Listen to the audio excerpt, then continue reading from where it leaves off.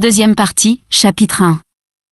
Georges Duroy avait retrouvé toutes ses habitudes anciennes. Installé maintenant dans le petit rez-de-chaussée de la rue de Constantinople, il vivait sagement, en homme qui prépare une existence nouvelle. Ses relations avec Madame de Marelle avaient même pris une allure conjugale, comme s'il se fût exercé d'avance à l'événement prochain, et sa maîtresse, s'étonnant souvent de la tranquillité réglée de leur union, répétait en riant: « Tu es encore plus popote que mon mari, ça n'était pas la peine de changer. » Madame Forestier n'était pas revenue. Elle s'attardait à Cannes. Il reçut une lettre d'elle, annonçant son retour seulement pour le milieu d'avril, sans un mot d'allusion à leurs adieux. Il attendit.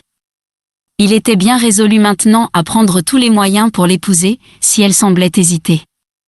Mais il avait confiance en sa fortune, confiance en cette force de séduction qu'il sentait en lui, force vague et irrésistible que subissaient toutes les femmes. Un court billet le prévint que l'heure décisive allait sonner. « Je suis à Paris. Venez me voir. Madeleine Forestier. » Rien de plus. Il l'avait reçue par le courrier de 9 heures. Il entrait chez elle à 3 heures, le même jour.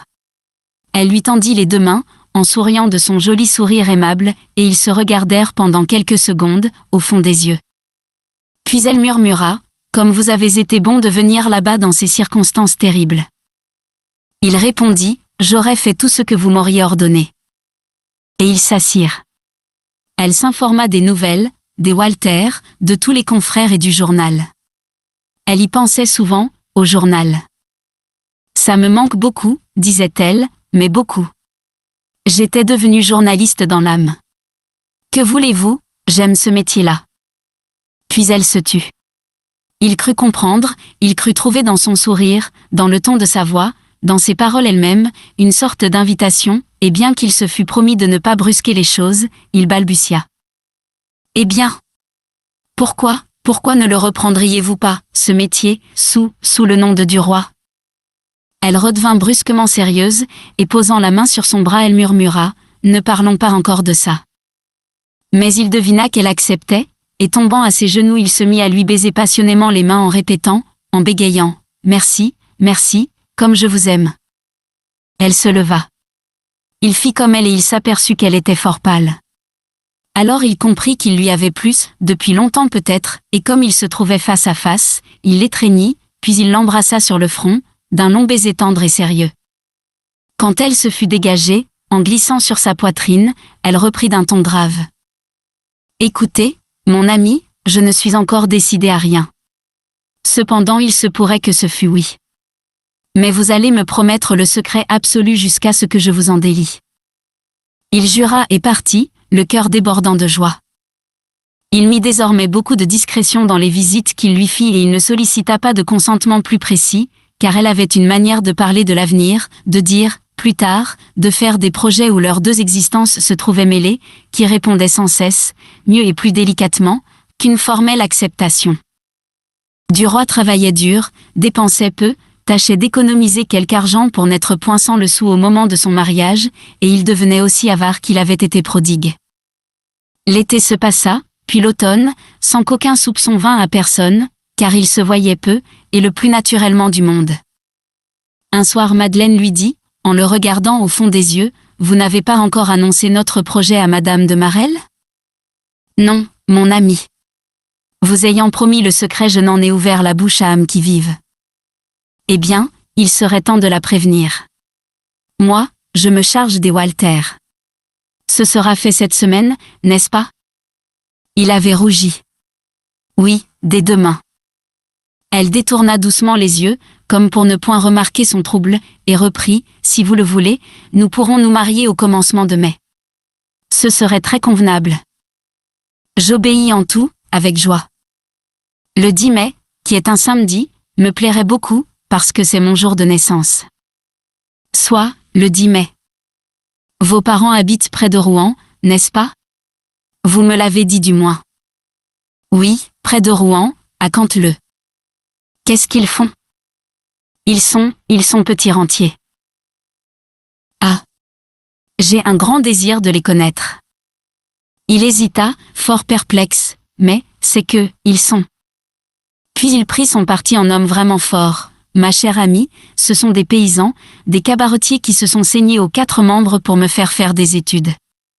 Moi, je ne rougis pas d'eux, mais leur simplicité, leur rusticité pourrait peut-être vous gêner. Elle souriait délicieusement, le visage illuminé d'une bonté douce. Non. Je les aimerais beaucoup. Nous irons les voir. Je le veux. Je vous reparlerai de ça.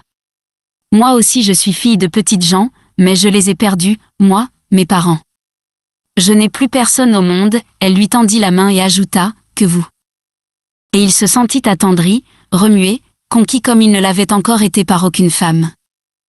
J'ai pensé à quelque chose, dit-elle, mais c'est assez difficile à expliquer. Il demanda, quoi donc? Eh bien, voilà, mon cher, je suis comme toutes les femmes, j'ai mes faiblesses, mes petitesses, j'aime ce qui brille, ce qui sonne. J'aurais adoré porter un nom noble.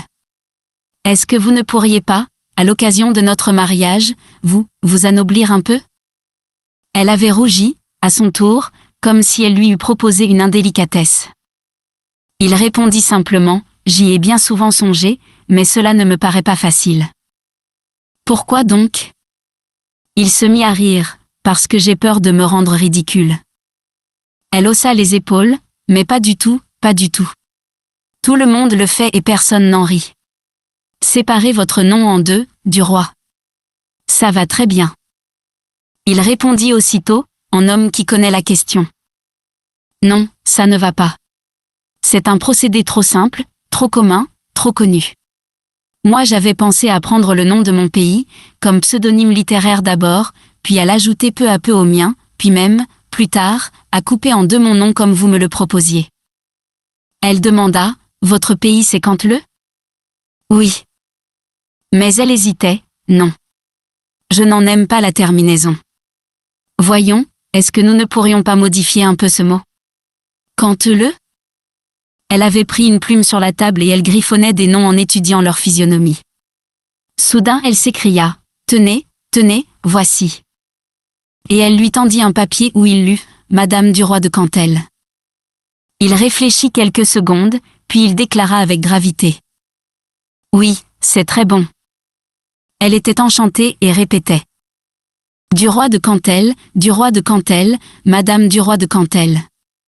C'est excellent, excellent.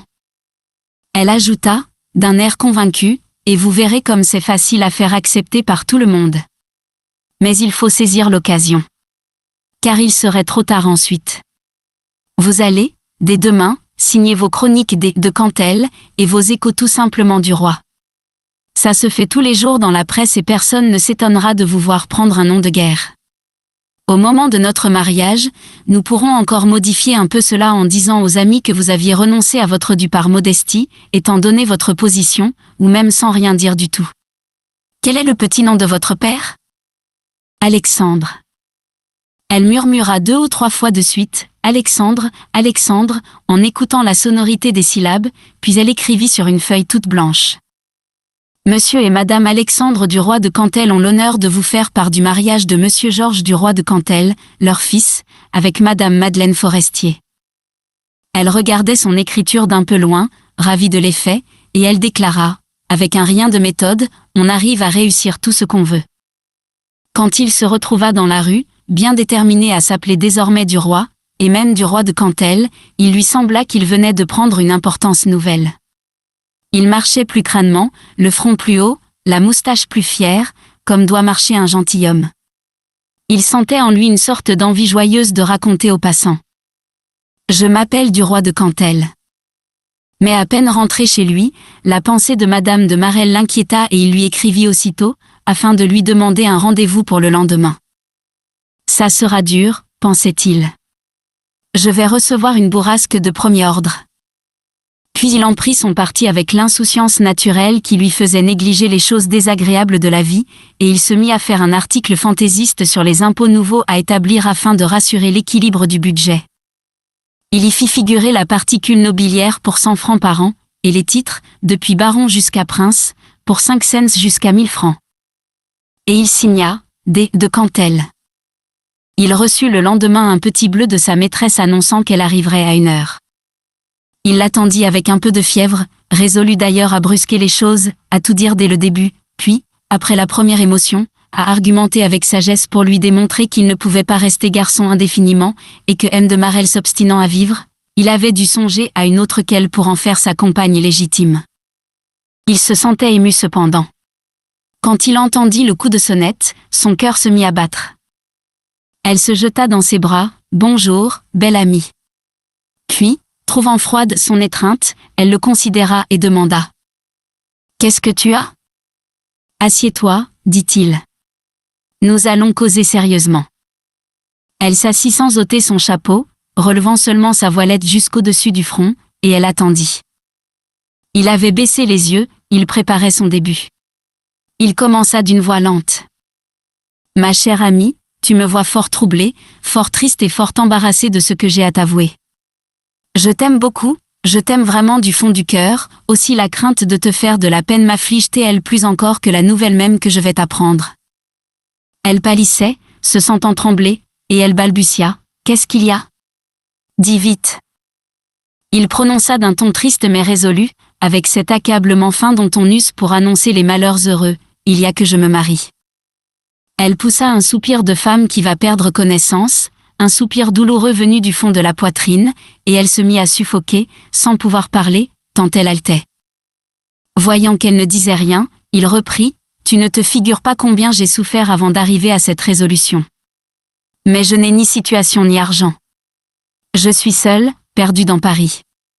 Il me fallait auprès de moi quelqu'un qui fût surtout un conseil, une consolation et un soutien. C'est une associée, une alliée que j'ai cherchée et que j'ai trouvée. » Il se tut, espérant qu'elle répondrait, s'attendant à une colère furieuse, à des violences, à des injures. Elle avait appuyé une main sur son cœur comme pour le contenir et elle respirait toujours par secousses pénibles qui lui soulevaient les seins et lui remuaient la tête. Il prit la main restée sur le bras du fauteuil, mais elle la retira brusquement. Puis elle murmura comme tombée dans une sorte d'hébétude, « Oh mon Dieu !» Il s'agenouilla devant elle, sans oser la toucher cependant, et il balbutia, plus ému par ce silence qu'il ne l'eût été par des emportements, « Clo, ma petite Clo, comprends bien ma situation, comprends bien ce que je suis. Oh si j'avais pu t'épouser, toi, quel bonheur! Mais tu es mariée. Que pouvais-je faire? Réfléchis, voyons, réfléchis. Il faut que je me pose dans le monde, et je ne le puis pas faire tant que je n'aurai pas d'intérieur. Si tu savais. Il y a des jours où j'avais envie de tuer ton mari. » Il parlait de sa voix douce, voilée, séduisante, une voix qui entrait comme une musique dans l'oreille. Il vit 2 larmes grossir lentement dans les yeux fixes de sa maîtresse, puis couler sur ses joues, tandis que 2 autres se formaient déjà au bord des paupières. Il murmura, « Oh ne pleure pas, Clo, ne pleure pas, je t'en supplie.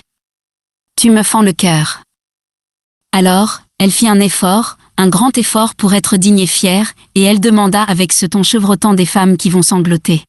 « Qui est-ce » Il hésita une seconde, puis, comprenant qu'il le fallait, Madeleine Forestier. Madame de Marelle tressaillit de tout son corps, puis elle demeura muette, songeant avec une telle attention qu'elle paraissait avoir oublié qu'il était à ses pieds. Et 2 gouttes transparentes se formaient sans cesse dans ses yeux, tombaient, se reformaient encore. Elle se leva. Duroy devina qu'elle allait partir sans lui dire un mot, sans reproche et sans pardon, et il en fut blessé, humilié au fond de l'âme. Voulant la retenir, il saisit à plein bras sa robe, enlaçant à travers l'étoffe ses jambes rondes qu'il sentit se roidir pour résister.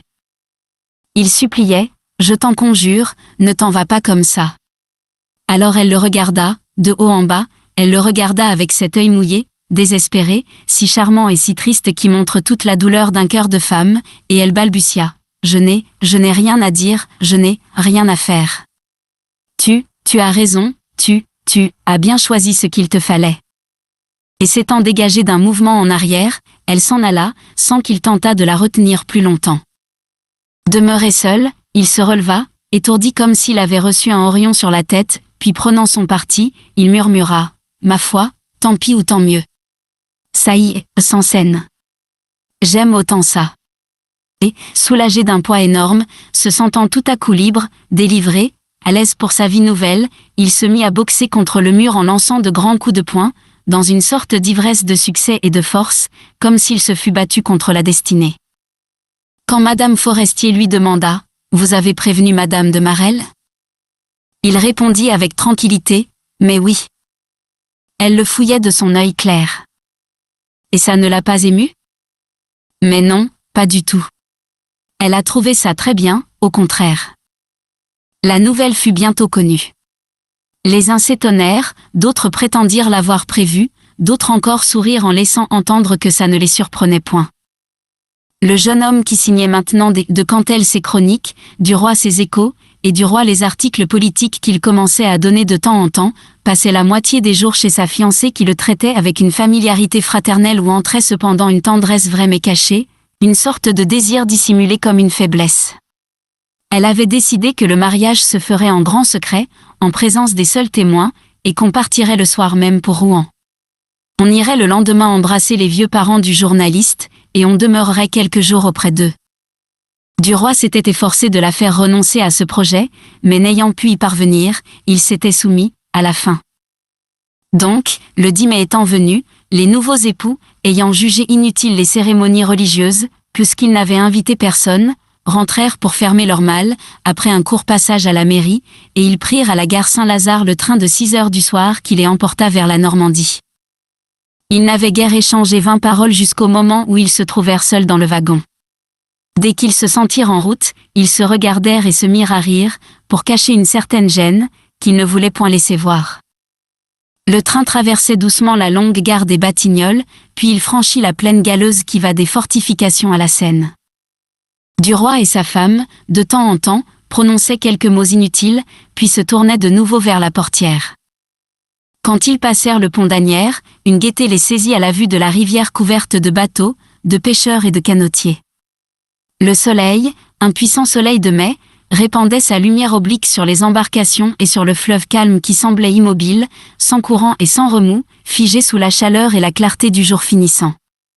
Une barque à voile, au milieu de la rivière, ayant tendu sur ses deux bords 2 grands triangles de toile blanche pour cueillir les moindres souffles de brise, avait l'air d'un énorme oiseau prêt à s'envoler. Duroy murmura « J'adore les environs de Paris, j'ai des souvenirs de friture qui sont les meilleurs de mon existence. » Elle répondit « Et les canots ? Comme c'est gentil de glisser sur l'eau au coucher du soleil. » Puis ils se turent comme s'ils n'avaient point osé continuer ces épanchements sur leur vie passée, et ils demeurèrent muets, savourant peut-être déjà la poésie des regrets. Duroy, assis en face de sa femme, prit sa main et la baisa lentement. « Quand nous serons revenus, dit-il, nous irons quelquefois dîner à Chatou. » Elle murmura « Nous aurons tant de choses à faire. » Sur un ton qui semblait signifier « Il faudra sacrifier l'agréable à l'utile. » Il tenait toujours sa main, se demandant avec inquiétude par quelle transition il arriverait aux caresses. Il n'eût point été troublé de même devant l'ignorance d'une jeune fille, mais l'intelligence alerte et rusée qu'il sentait en Madeleine rendait embarrassée son attitude. Il avait peur de lui sembler niais, trop timide ou trop brutal, trop lent ou trop prompt. Il serrait cette main par petites pressions, sans qu'elle répondît à son appel.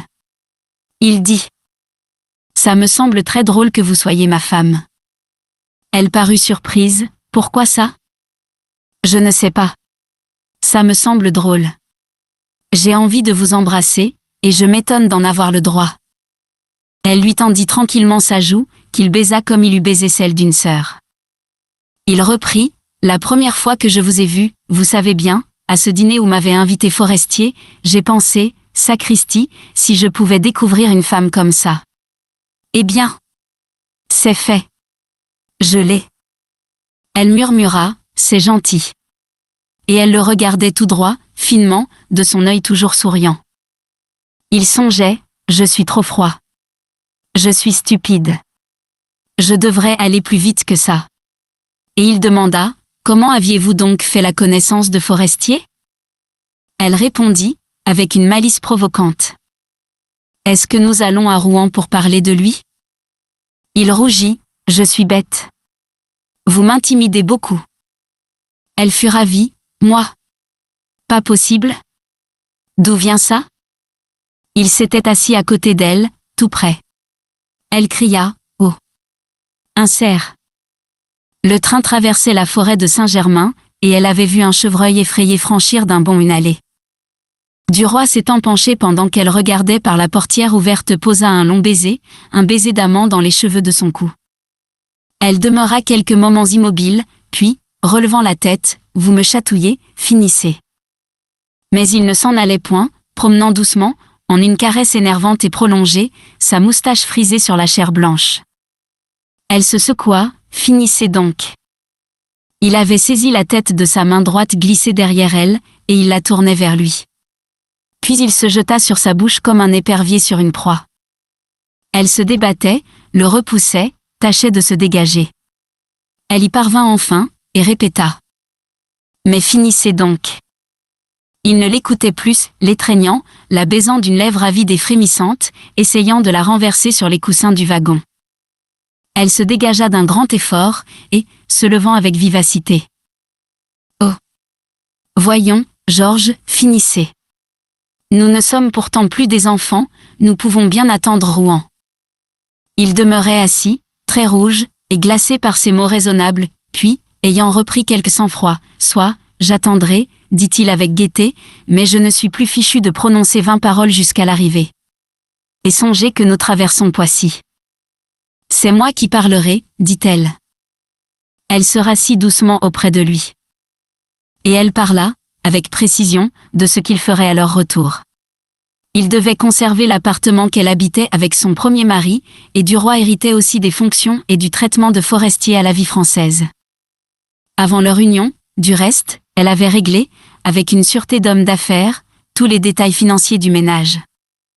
Ils s'étaient associés sous le régime de la séparation de biens, et tous les cas étaient prévus qui pouvaient survenir, mort, divorce, naissance d'un ou de plusieurs enfants. Le jeune homme apportait 4000 francs, disait-il, mais, sur cette somme, il en avait emprunté 1500. Le reste provenait d'économies faites dans l'année, en prévision de l'événement. La jeune femme apportait 40 000 francs que lui avait laissé Forestier, disait-elle. Elle revint à lui, citant son exemple, c'était un garçon très économe, très rangé, très travailleur. Il aurait fait fortune en peu de temps.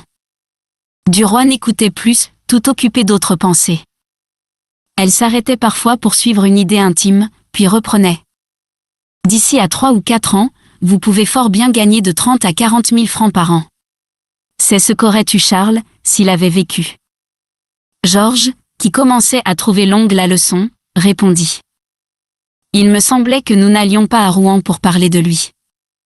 Elle lui donna une petite tape sur la joue, c'est vrai, j'ai tort. Elle riait. Il affectait de tenir ses mains sur ses genoux, comme les petits garçons bien sages. Vous avez l'air niais, comme ça, dit-elle. Il répliqua, c'est mon rôle, auquel vous m'avez d'ailleurs rappelé tout à l'heure, et je n'en sortirai plus. Elle demanda. Pourquoi? Parce que c'est vous qui prenez la direction de la maison, et même celle de ma personne. Cela vous regarde, en effet, comme veuve. Elle fut étonnée. Que voulez-vous dire au juste? Que vous avez une expérience qui doit dissiper mon ignorance, et une pratique du mariage qui doit dégourdir mon innocence de célibataire, voilà, na. Elle s'écria. C'est trop fort. Il répondit. C'est comme ça. Je ne connais pas les femmes, moi, na, et vous connaissez les hommes, vous, puisque vous êtes veuve, na, c'est vous qui allez faire mon éducation, ce soir, na, et vous pouvez même commencer tout de suite, si vous voulez, na. Elle s'écria, très égayée. Oh. Par exemple, si vous comptez sur moi pour ça.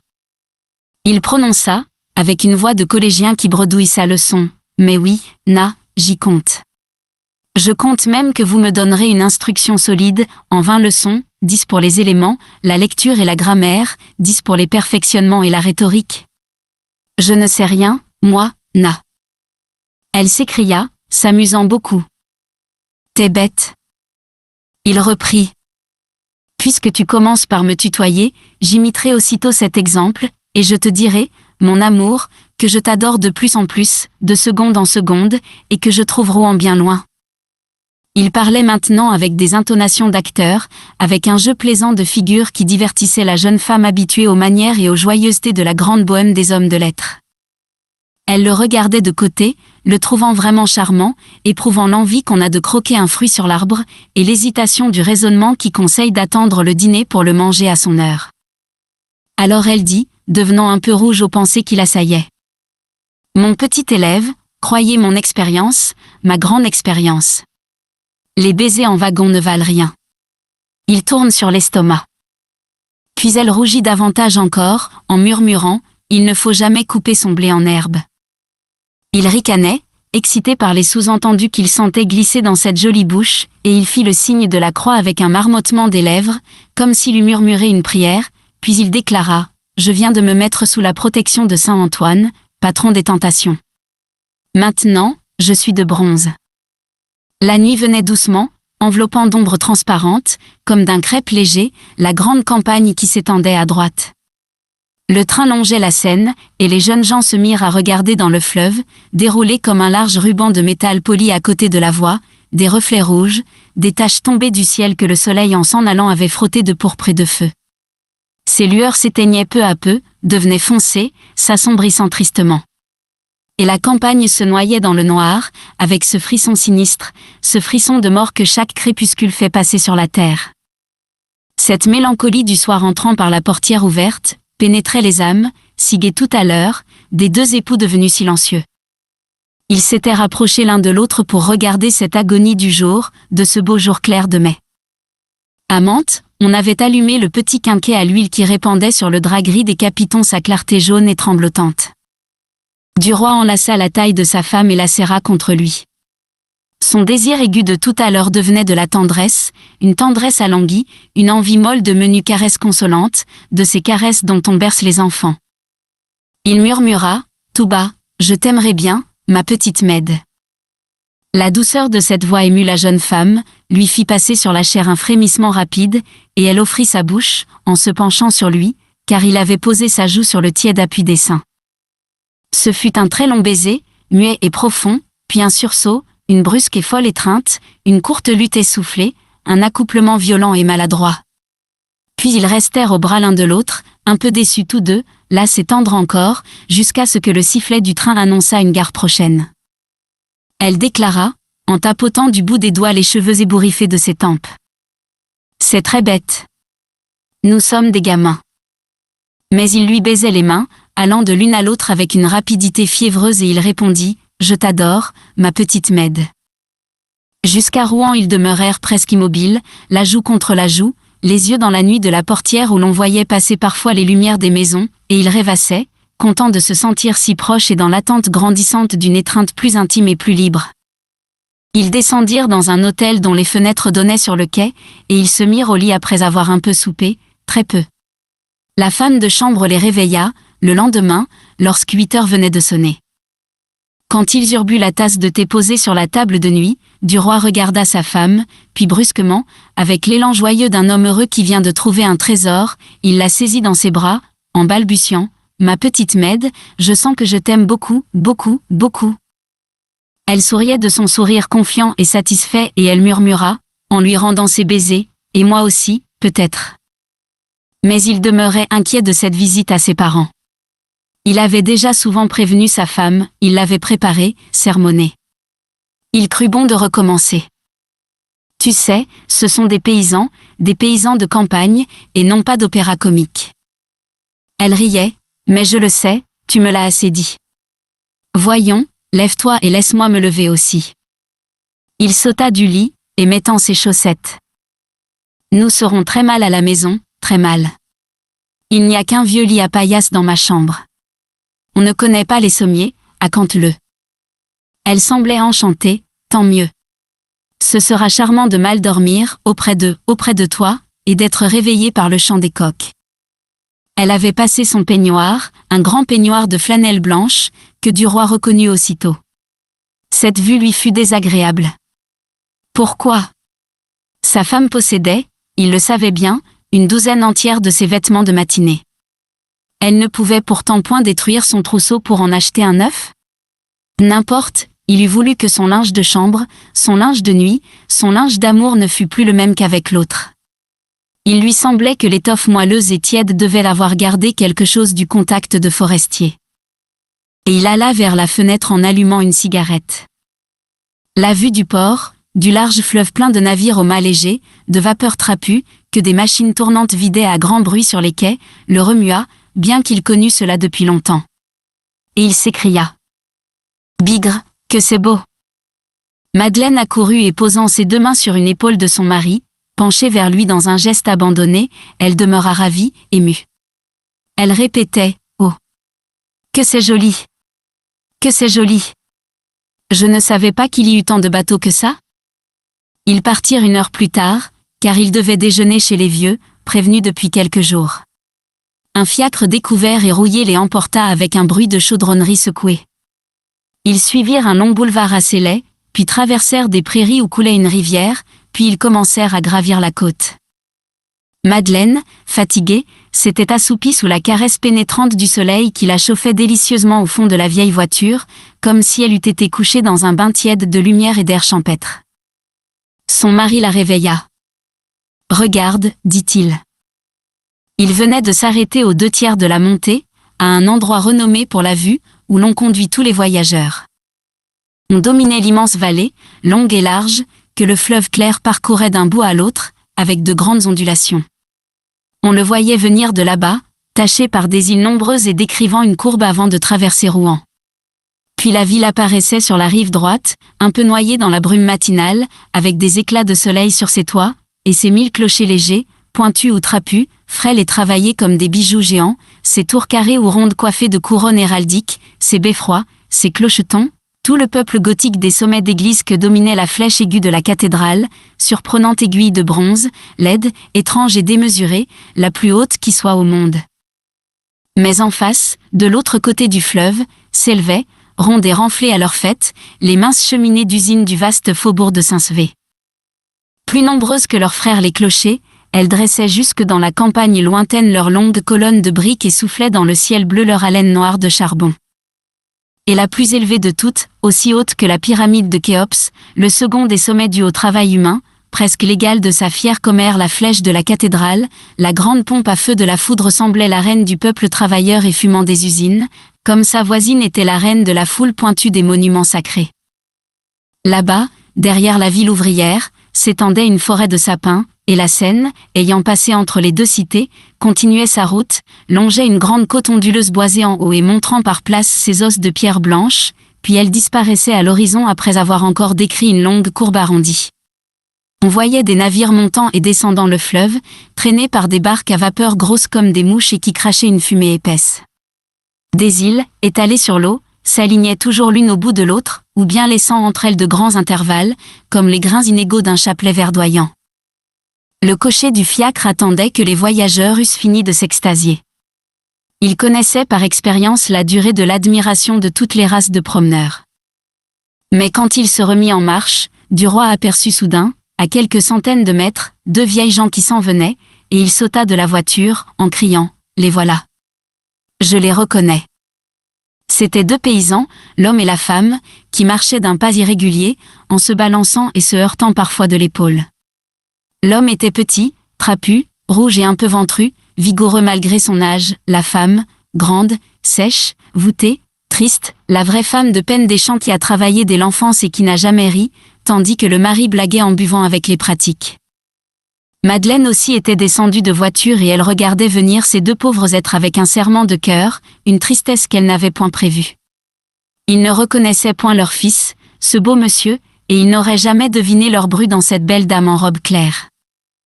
Ils allaient, sans parler et vite, au-devant de l'enfant attendu, sans regarder ces personnes de la ville que suivait une voiture. Ils passaient. Georges, qui riait, cria « Bonjour, paix du roi !»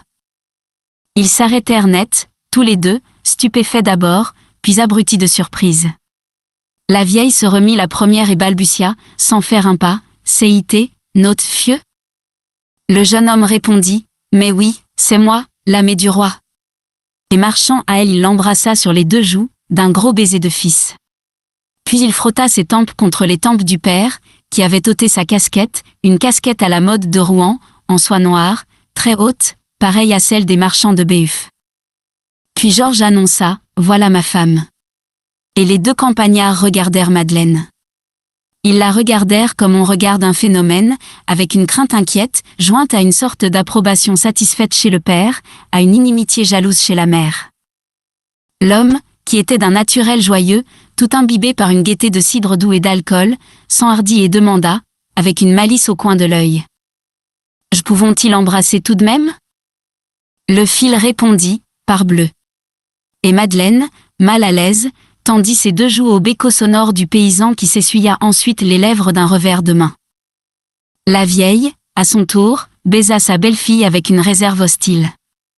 Non, ce n'était point la bru de ses rêves, la grosse et fraîche fermière, rouge comme une pomme et ronde comme une jument poulinière.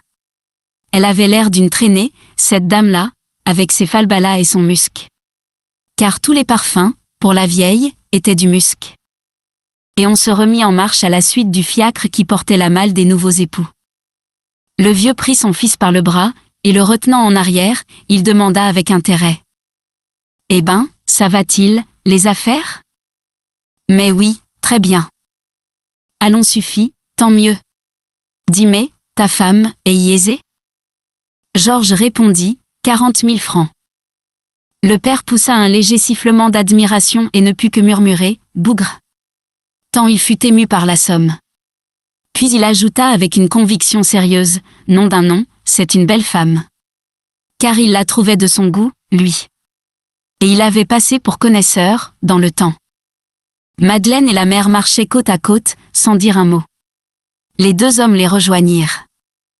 On arrivait au village, un petit village en bordure sur la route, formé de 10 maisons de chaque côté, maisons de bourg et masures de ferme, les unes en briques, les autres en argile, celles-ci coiffées de chaume et celles-là d'ardoise. Le café du père du roi, à la belle vue, une bicoque composée d'un rez-de-chaussée et d'un grenier, se trouvait à l'entrée du pays, à gauche. Une branche de pin, accrochée sur la porte, indiquait, à la mode ancienne, que les gens altérés pouvaient entrer. Le couvert était mis dans la salle du cabaret, sur 2 tables rapprochées et cachées par 2 serviettes.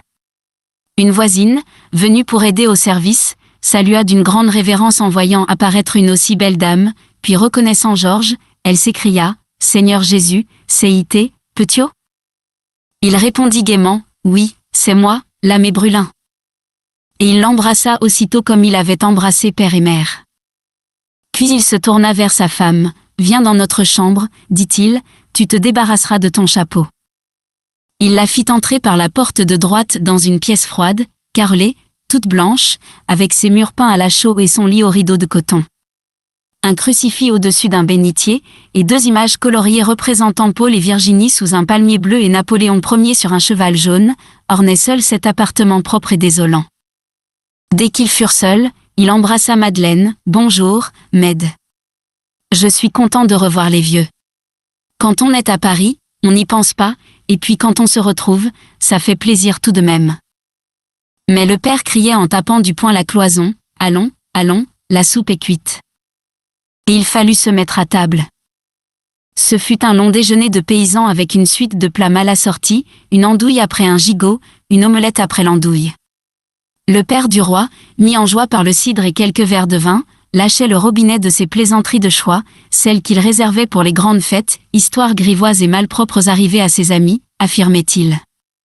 Georges, qui les connaissait toutes, riait cependant, grisé par l'air natal, ressaisi par l'amour inné du pays, des lieux familiers dans l'enfance, par toutes les sensations, tous les souvenirs retrouvés, toutes les choses d'autrefois revues, des riens, une marque de couteau dans une porte, une chaise boiteuse rappelant un petit fait, des odeurs de sol, le grand souffle de résine et d'arbres venus de la forêt voisine, les senteurs du logis, du ruisseau, du fumier.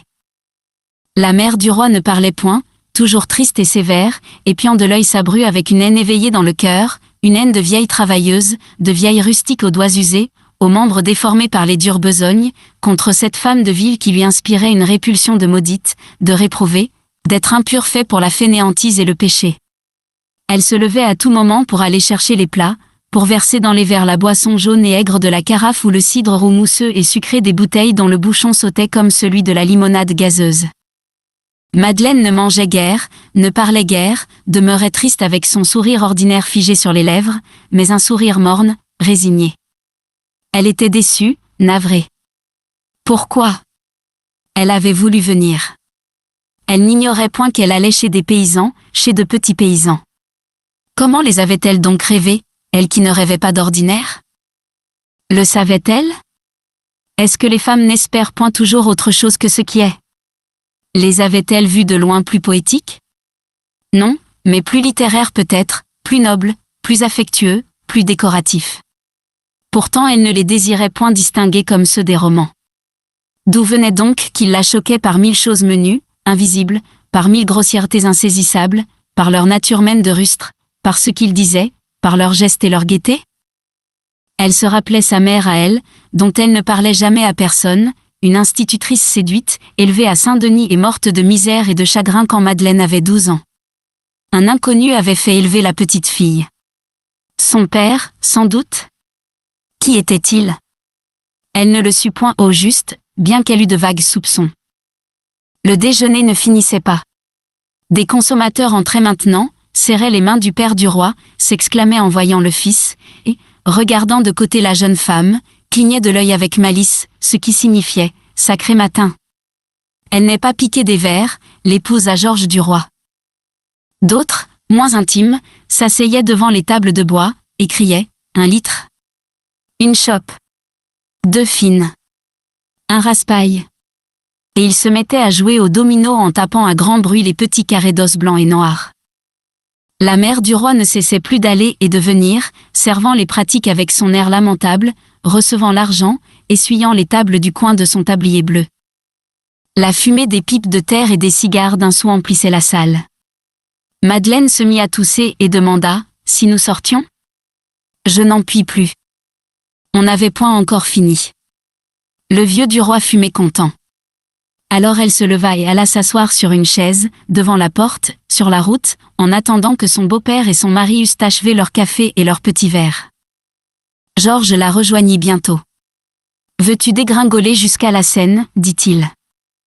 Elle accepta avec joie. « Oh ! Oui. Allons. » Ils descendirent la montagne, louèrent un bateau à Croisset, et ils passèrent le reste de l'après-midi le long du Nil, sous les saules, somnolents tous deux, dans la chaleur douce du printemps, et bercés par les petites vagues du fleuve. Puis ils remontèrent à la nuit tombante. Le repas du soir, à la lueur d'une chandelle, fut plus pénible encore pour Madeleine que celui du matin. Le père du roi, qui avait une demi-soulerie, ne parlait plus. La mère gardait sa mine revêche. La pauvre lumière jetait sur les murs gris les ombres des têtes avec des nez énormes et des gestes démesurés. On voyait parfois une main géante lever une fourchette pareille à une fourche vers une bouche qui s'ouvrait comme une gueule de monstre, quand quelqu'un, se tournant un peu, présentait son profil à la flamme jaune et tremblotante.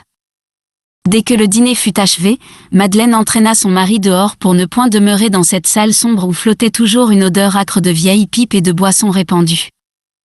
Quand ils furent sortis. « Tu t'ennuies déjà, dit-il. » Elle voulut protester. Il l'arrêta, « Non. Je l'ai bien vu. Si tu le désires, nous repartirons demain. » Elle murmura. « Oui.